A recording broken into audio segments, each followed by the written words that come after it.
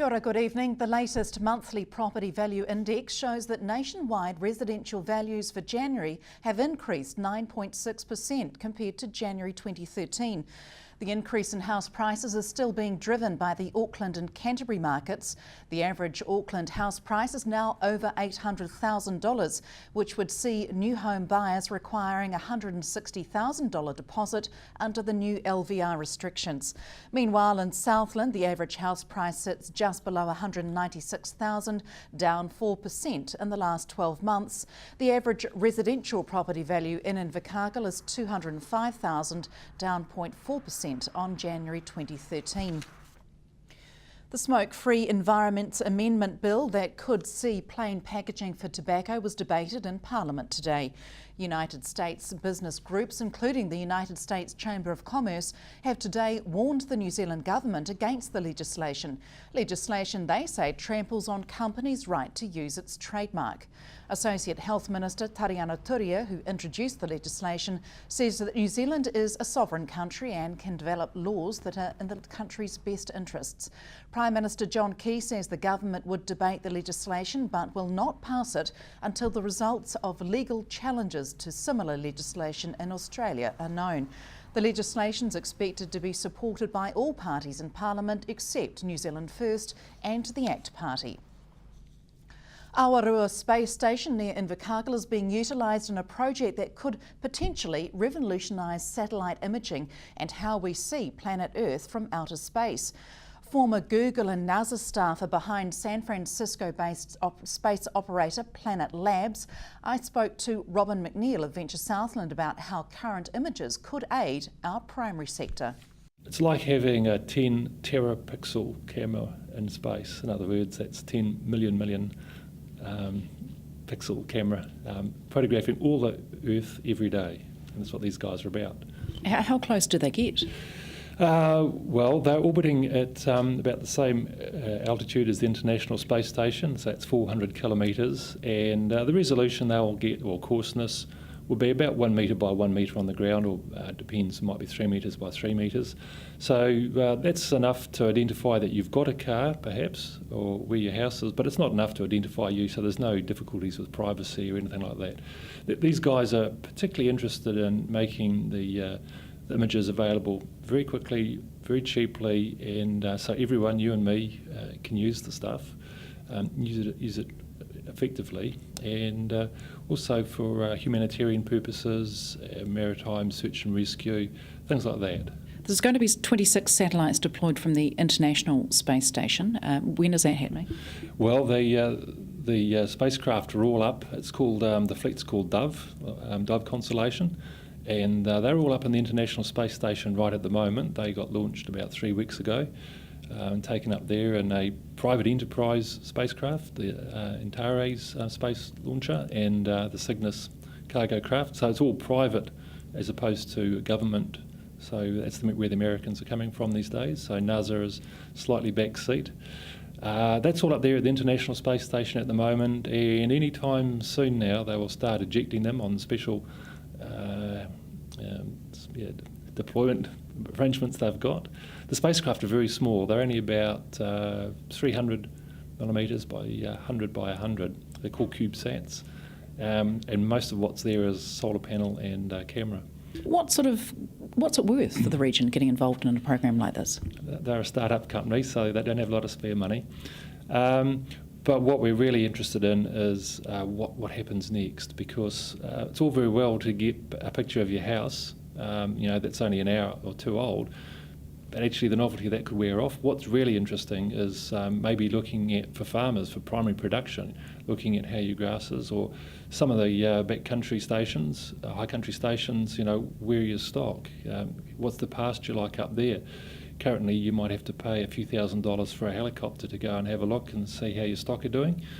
Now you can do it probably for much cheaper than that. And so we've been working with Planet Labs to have an agreement that says Venture Southland will get preferential access, and it well, I'd like to use the word free, but they were a bit leery about that. But favourable is the word we use, favourable prices. So we're very keen for what's called the value added. What can we do next?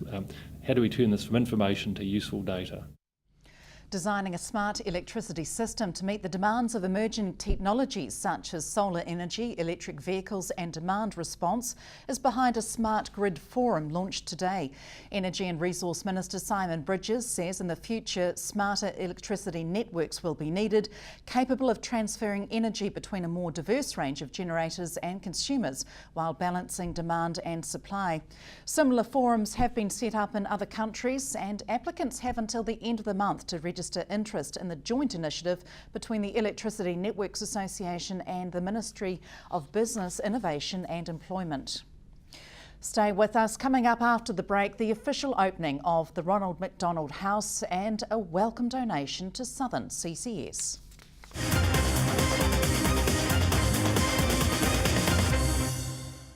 Welcome back. Close to 100 people gathered at the Ronald McDonald Family Room at Southland Hospital today to bless the building, which provides support to families of children in paediatric and neonatal care. Sponsors and those who provided cash donations, mates rates and donated time and services were thanked before the $1 million plus facility was officially declared open. You know, today's not the end, today's the start. We're still looking for some more wonderful volunteers. We've collected a lot of fantastic people so far, but if there's anybody out there that's interested in becoming involved on an ongoing basis, we would love to hear from you. As far as size goes and what it delivers for families, is it similar size to what else is operating around the country? It's quite different. There's two lovely facilities doing a similar thing, one in Wellington and one in Auckland.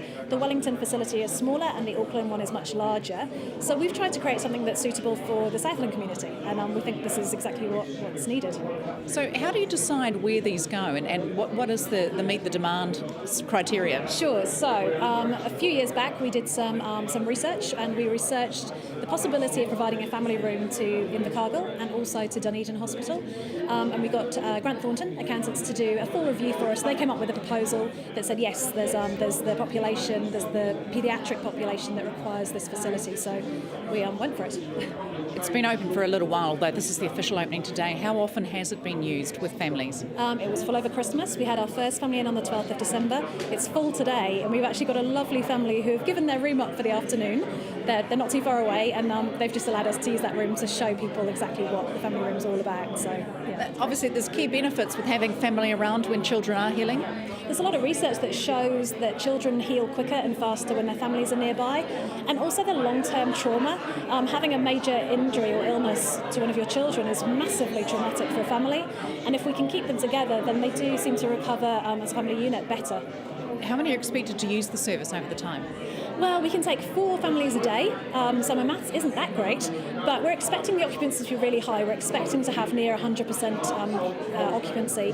For instance, I think the NICU unit here is currently running at 200%. So there's lots of babies coming through the hospital, and there's unfortunately lots of children needing the hospital services, and it's just really exciting that we're here to help them. Is there any limitation on how long people can stay or use the service? No, the way we're operating is the requirement is that your child is receiving medical treatment inside the hospital. From there, what we do is we take the 4 families with the greatest need, and that really is quite a broad set of criteria. So the hospital staff on a daily basis will look at who they're looking after, and they'll come to us and say, you know, this family needs some TLC, this family is from a long distance away, or this child is critically ill and just they need the room for tonight. So far it's working beautifully, and we haven't had to move anybody out, so hopefully we'll just manage really well.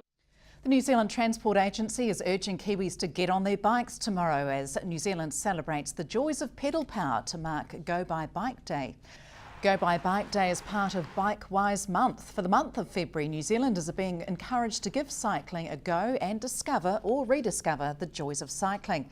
Transport Agency Chief Executive Jeff Dangerfield says Go By Bike Day is a fantastic opportunity for Kiwis to leave their cars at home and realise the many benefits that cycling has to offer. Mr Dangerfield added that with more Kiwis on bikes over summer, particularly during February, it's a good time to remind drivers and people who cycle to look out for each other, be considerate and share the road safely. CCS Disability Action Southern Funding Manager Lyle Palmer today received a welcome donation from energy supplier Trustpower. Trustpower Community Relations Manager Graham Purchase handed Mr Palmer the keys to a Daihatsu Terios 4-wheel drive, which will be deployed around Southland for the use of CCS staff working with clients. Hunter Andrews spoke to both men earlier today. They're meter readers vehicles, and we've got a policy of changing the vehicles and upgrading them when they get to 3 years of age or 100,000 k's, whichever comes first. And there's been a bit of a hold up recently because of the tsunami in Japan. We couldn't get new vehicles, so this one's got 111 k's on it, but I don't think it's even 3 years old yet. But loads of life left in it, so we pass them on to organisations like Life Ed Trust, CCS have got this one. We've got some community patrols around New Zealand have them, and and they're a boon to those organisations. So. And you also help out with, you keep them on your books? Yeah, we keep them on the books. We register them every year, and when they get a bit tired and look like they're going to need more than a reasonable amount of work, the organisations let us know, and we'll look for a replacement for them. And what we do is donate them the original one, and they can sell that off and make a few bucks out of it, and we just give them another one. So. You see it as corporate responsibility, giving something back to the community? Oh, absolutely, yeah. And it fits in well with the likes of our community award program and stuff like that, which we're running in 25 regions around the country. So it's just being part of the community is part of our DNA, if you like. It's part of the way Trustpower operates. Every responsible business has to have some way of putting something back into the community, and this is just our way of doing it. I mean, the bonus for us is we get to know more about the communities where we operate, where we sell power or gas or telecommunication services. We know more about those communities because we interact with so many people. And all of those community awards as well, they're all in partnership with the local councils.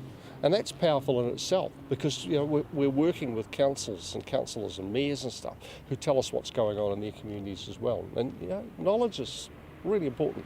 A great asset for us to have down here in Invercargill. Oh, absolutely. Yes, it's marvellous. And we're very, very grateful to Trustpower for the donation. And they would admit it's good business to be doing this sort of thing, but it's good corporate responsibility, isn't it? Absolutely, yes, it is. And it shows actually that business, it does have a heart, it does have a social responsibility. So yes, it's brilliant. How often does something like this happen? This is the first time that we've had a vehicle donated, so we're absolutely thrilled about it. And how will it be utilised in day-to-day running down here in Invercargill? It's going to be used right throughout the province, really. So we support people all around the whole of the Southland province, and wherever we've got people who need supporting, we'll be using the vehicle to go and visit them. I guess it's good that it's four-wheel drive for that very reason. I think so. I can remember Southland winters being somewhat inclement at times, so yes, four-wheel drive could be very much handy.